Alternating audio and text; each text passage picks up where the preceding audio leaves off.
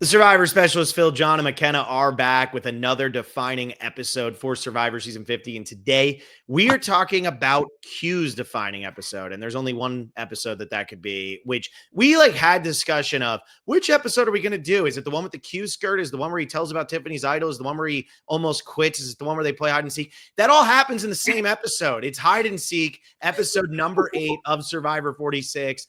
Here we go. We just talked about Coach. And now we're jumping into Q. It's amazing what you forget when you get into this episode. And it's like, oh, this literally had every bit of Q you could ever want, dream, and imagine of just right out here. And I'm like, what a perfect episode to talk about.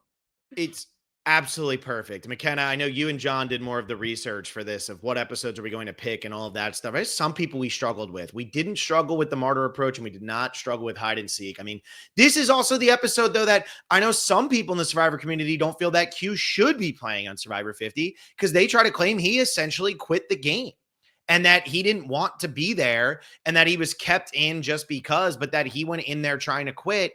And that's not something that you really want to take chances with because we've seen people who have played Survivor in the past talk about quitting, come back and quit the next time they play. I'm not talking about anybody in particular who was on Survivor One World and then Survivor Blood versus Water. But, I'm just saying.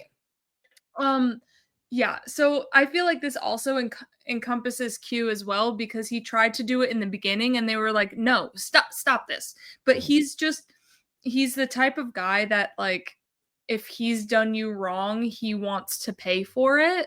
And that's what he's claiming in the episodes, because spoiler alert, we watched the next episode for Tiffany. Tiffany. So we got a little bit of context, but he says, I feel like I'm causing too much chaos. I should just go. And the 46 cast sticks to that story too. Liz was on a podcast last week and said, no. Q actually felt so bad about messing everything up that he was willing to fall on his own sword.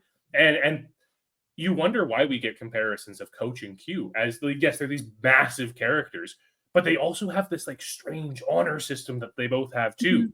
Mm-hmm. And this episode puts it full on display. We get absolutely everything of Q's character in here. We get how difficult he is to work with. We get how steadfast he is to his allies, but how willing he is to kind of, take that leniency with the deals he made because he can have that Tony-esque, you went back on me, so now I got to go back on you. But he also has this weird sense of honor where he's like, oh, I'm actually making it worse for everyone, so I should fall on the sword instead. He also has the strategy of hide and seek, of him thinking, well, if you can hide in plain sight really well, then that translates to the game. You think that's just a Q thought, but then Venus has a confessional about it as well. And it's like, oh, other people realize what Q is doing. And that means it's not just his brain equating things. It's actually something that people are thinking about. And that puts a target on Hunter because he's in the center of camp up in a tree. So his Q-isms actually have some meat to them. And there is the line in here, and Blake and I did an entire episode about after season 46 ended, our digging deeper was just about going back and revisiting the hide and seek conversation, seeing what came true. And he has the line in here about Ben. He's somebody who can be really, really hidden, really, really under the radar, and then be really strong at the end. And a lot of people are like, that meant nothing because he doesn't get a vote at Final 3. Nobody wins the immunity challenge at Final 4 and ultimately selects who comes to the end. He talks about Hunter being up there and doing whatever. There's the line from Venus about Tiffany is going to go, and she had her red showing, which means she's not going to be thinking about the finer details. And sure enough, she gets blindsided with an idol in her pocket shortly after this. And another moment in this episode, though, that I can't help but just dive into and make sure it's out on the table so we can talk about it when we're talking about the grand scheme of things, is the rice negotiation. Jeff says, who wants to do this? Q jumps out and says he'll do it. Liz jumps out and says that she'll do it. And then they can't get anybody else to do it. So Q goes up there. Q drops out immediately. What is Q doing? He's essentially throwing a tantrum, right? Q drops out immediately. And Jeff even gives him a hard time for instance. I would have lasted longer than 20 seconds. And so he drops out, Liz drops out. And as people drop out, he's like, we could have had the rice. We could have had the rice. We could have had the rice. And you can see that it's frustrating him, but that's just his personality. When it doesn't go his way, we see that on this season, it drives him crazy. But I also think if you saw Hunter crouched in a tree and then you get to this challenge, yes, I get that it's an iconic challenge and you want to try it out. I'm one of those people. But when you just saw Hunter in a tree, do you think you have a chance? Like, that would be my frustration as Q. Like, I would have brought that up at the rice negotiation, being like, two of you definitely do not have a chance here. Yeah. Venus, I understand because she is the build for that type of challenge, that she has a strong chance of winning. But maybe some other people could listen to Q's logic and step down. Yeah, I mean, like Ben could have sat that one out for sure, and I think that like Maria could have sat out. But also, look, you're playing Survivor. I wouldn't sit out for anything in Survivor. The only way I would sit out is if they did the what do you call it, twist again, do or die twist. I would not participate in that challenge no matter what. Yeah. I'm not going to leave my game up to fate. I'd rather go rely on my social game. I would never, ever, ever compete in that challenge. I would just give immunity to whoever wants to win it. And then I would try to find an idol or something. But otherwise, I would never sit out for anything. And so I think, though, that this just kind of goes to Q's mentality with the game, which is, you know, this feels like it just makes the most sense. We all lost. That was his explanation at Tribal, is we all lost in the situation. There was only going to be one winner and there was going to be one loser, but instead we all lost. And I think it's a good point, but also if I get my one chance, like you think about Charlie doesn't necessarily look like somebody who would kill this challenge. He's got Jeff right where he wants him for negotiations at the end of the challenge. You know what I mean? When he's about to bite on the pole because he's done. But I just think like, you want to play. I get that. I just like to bring it up because Q really does. Like we were talking about with Coach in the last episode, he doesn't have much control, right? That's one of the big things with coaches. He doesn't have all that much control. He's being told kind of what to do. Q thinks he has a lot of control. Coach never thought he had a lot of control. Q thinks he has the 6. He's determining some of these things. But you see in this episode how people are kind of undermining him without really saying, Q, I'm going to undermine you, but it's driving him crazy. It's the paper cuts that ultimately kill him and he can't take it. I think the interesting thing about Q here is, and we really see it in this rice negotiation and stuff, we accredit him to being this chaotic character, who is just, who knows what he's going to do next. And there's a lot in this episode to make you think that, right? There's the quit at the end, or the attempted quit at the end. There's the going back on the 6 that comes up throughout the entire episode. Except in a weird way, he's always running on logic. It's just Q logic, and you just have to figure out what that means. He's logical, but he's not like always explaining it in the most logical way. Like you can see that the logic is there, but how it's coming out to everybody isn't necessarily logical. Well, because he says like it's Q logic. He puts his. I feel like because he says, "Oh, it's a Q idea," it almost diminishes his idea that he's bringing forth because he's throwing the character into his strategy. So I feel like people might not take him as serious because it's Q strategy, it's Q logic, it's Q whatever. Yeah. This is the same guy who decided to put his hoodie on backwards and try to market it as its own thing. It's good they didn't do the rice because he said, you know, I'm fed and now I have ideas. All right, Q skirt, guys, listen. I think that's also what's so fun about this. Like when you get a Q, when you get a Coach on the same season, we don't know if they'll ever play together. They're not on the same starting tribes based on the tribe breakdowns that were leaked that we assume are accurate from Inside Survivor. They're not on the same. So we don't know if they're ever going to interact, but you know, going to each of those tribes, that even if it's the most mundane BS going on at those tribes is going to be so electric because like these guys will give you something. And I think that's what's so great about Q is this episode really got into camp life in a way that we hadn't gotten into camp life. And I think that's why people were so frustrated with season 48, because season 48 there's not a lot of strategic play going on, but the players also aren't doing stuff like this because there is no Q. There's nobody to say, let's go play hide and seek. Let's act like a bunch of children. And Q's like, this is great. I actually enjoy playing hide and seek. I'm so happy we're doing this. We don't have that type of character in Survivor 48 to give you that gold. And you think about this episode as a very basic episode when you break it down. Tevin ultimately goes home. It's not really that much of a Tevin's blindsided, but the audience isn't that shocked that Tevin ultimately goes home in this episode because we're pretty much told early on that he's going to be the person going home. And yet there's so many great moments, and it's one of the most fun episodes of the new era. And I think what Q does really well is disguises his strategic moves. He disguises his needing to know more information on how people maneuver through hide and seek, something that people are just going to gloss over. So I think what is Q's new game going to be that he's going to twist and turn into something where he can gain information on people? Does he try to make another alliance like he does in this season? Like, do we get another 6? And if you look at it, Q's not the one. I mean, it's justified in the edit at least. Q isn't the one who initiates cannibalizing the 6. It's right. Like in the episode preceding, Tim wanted to go after Hunter, so Q's like, "Well, Tim's got to go. He's going after the 6." And then immediately it's like looking to fill that gap with Charlie.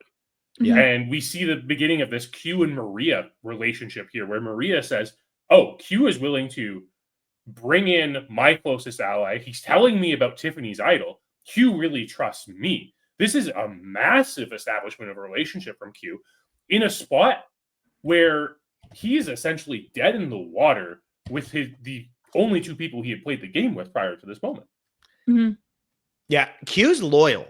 And I know that there's a lot that goes into this, right? With him and Tiffany and him and Kenzie. We see, obviously, in the next episode, when we do Tiffany's episode, which will be 2 episodes because we're doing Aubrey next, then we're getting to Tiffany. But in the next episode, chronologically in season 46, we do hear Kenzie and Tiffany be like, "We're not talking to you. We don't like you. You're annoying us, whatever." But he's still very loyal to the people he says he's going to be loyal to. He just causes some chaos that you don't want to have in the game from an ally. And that's what makes it tough. If I'm going out on the season, I'd play with Q. What the thing is also with Q is he set his alliance really at the 3, because the 6 alliance is started out as a 3+1. So because of the journey. So those 3 people that were at the journey were what he tried to be as loyal as possible to, where Kenzie and Tiffany, like Tiffany was the +1.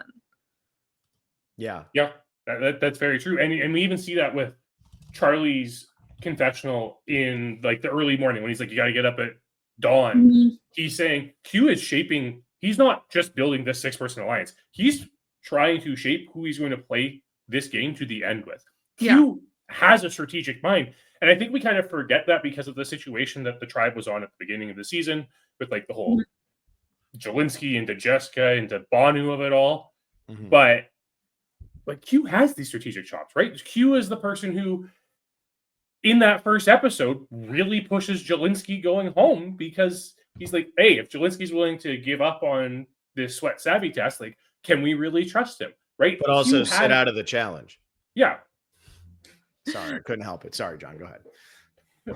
But that's the thing, right? Like you have this person who is willing to push strategically and push for moves to happen in the game, but not for the sake of moves. Everything Q is doing, he thinks is for his own benefit in the game.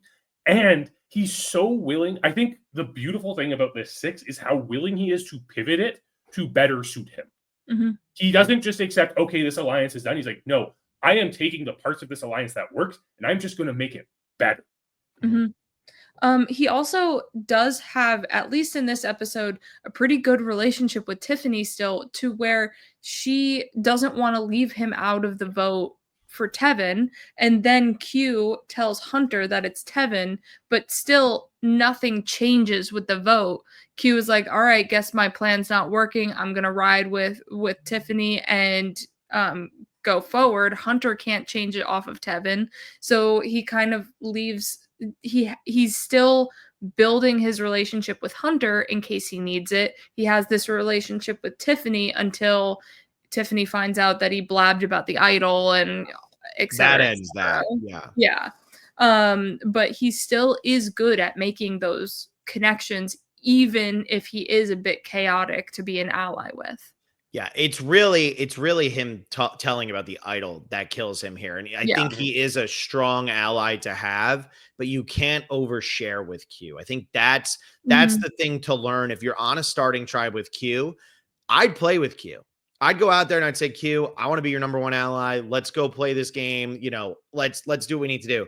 But if I find an idol, I don't think I'm telling Q, because I think that he blew that on this season, and I don't know. I'm curious what this episode and what his learning experience in 46 will do for him when he comes out on the season 50, because we see him play where he's so trusting of Maria that it ultimately gets him voted out. We see him going and telling people too many things. We see him spilling a lot. We see him talking about quitting, and I think if he talks about quitting on 50, I think they'll grant that wish and send him packing. Everybody here wants to be there so bad. They're not going to give up that spot. They'll just say, I'm not going to vote, Jeff. He wants to go home. He can go home. I'm not voting tonight.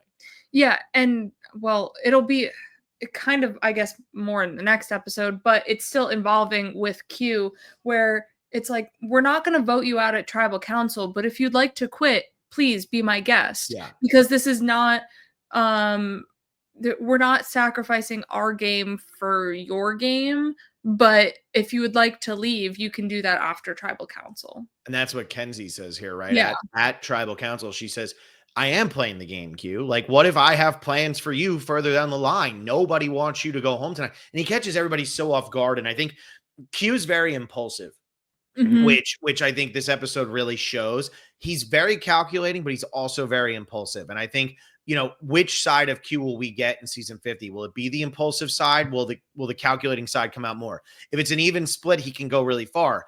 If the impulsive side comes out more than the calculating side, I think Q's going to be toast early, because people are going to be like, dude, you got to stop. Yeah.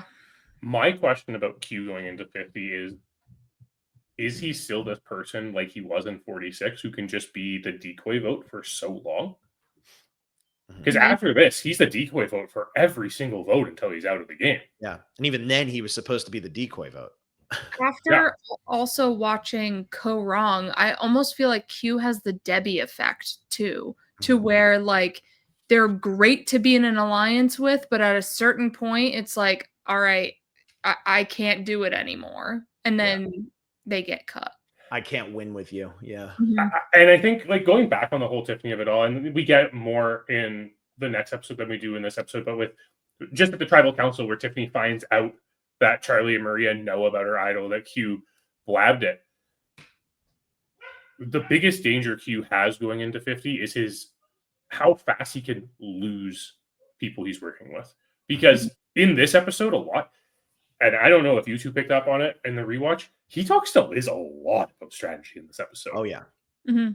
Right? Yeah. And I don't think people will remember that, because everyone are thinking about the Q and Liz relationship. They're thinking about the Applebee's blow up a couple episodes after this. But he had a fantastic relationship with almost everyone in this game. Yeah, he is a everyone personal wanted person. Q to stay in the game. Yeah. It's Q can work with anybody, but Q can also butt heads with anybody. Yes. Another thing proven by hide and seek. Because I do think people genuinely like Q. You know, I don't know if any of you have seen Q at events, but like when Q is at events, he's very popular. I feel like with castaways and such. I saw him at the Ron Clark event twice. He's very popular with like other people who are there, not just fans. But when you're living with somebody for 48 hours or 24 hours a day, that can start to become a little tedious. So yeah, hide and seek though, between hide and seek and the martyr approach, it's almost like hide and seek kind of is the martyr approach of the new era. Yeah, it's brilliant. Q just doesn't go home. Yeah, for sure. Yeah, I think it's a brilliant new era episode, and I don't think that as we're watching these new era episodes, I haven't been like, yeah, like this is a solid episode of Survivor until like watching hide and seek. I was like, this is the most Q thing I have ever watched. And it just, anybody listening, just rewatch this episode if you haven't watched it before this, because it is just like a masterclass on everything you need to know about Q. Yeah. Even though that's not the right series, but I think this is like, it's just perfect. I love that. And I think that 46, I know it's pretty polarizing season. It's kind of like Gabon, where some people love it, some people hate it. I think 46 in the long run might go down as the best new era season. Like between 41 and 49, we don't know 49 yet. I know a lot of people are, really love 47, but I think 46 might go down as the best. It's just pure chaos the entire time. And honestly, after rewatching episode 8 and rewatching episode 9 to get ready for this series, I'm much more excited for Tiffany than I thought I was going to be. I'm finally at that point where I'm like, oh, hell yeah. All right, Tiffany. Like she brings it. And that was my winner pick originally. I ranked her like last in a lot of stuff that we've been doing because she is the least coming into this. She's the least out of everybody on this cast, that other than the 2 that we don't know. Right. But this cast is so good. Even Ben brings it in these 2 episodes. People always talk about Ben got no edit.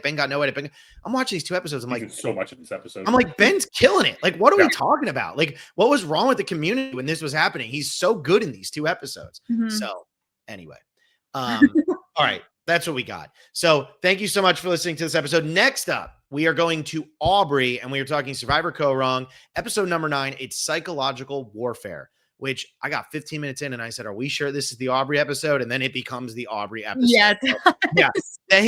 We're going to be talking about that next. So thank you all so much for listening. Hope you enjoyed this episode. Like this video, subscribe to the channel. Aubrey next. And if you just want to go with continuation, watch Spicy Jeff, because after Aubrey, we're doing Tiffany's episode, which will be Spicy Jeff, which is the episode after Hide and Seek. So thank you so much, and we'll see you next time.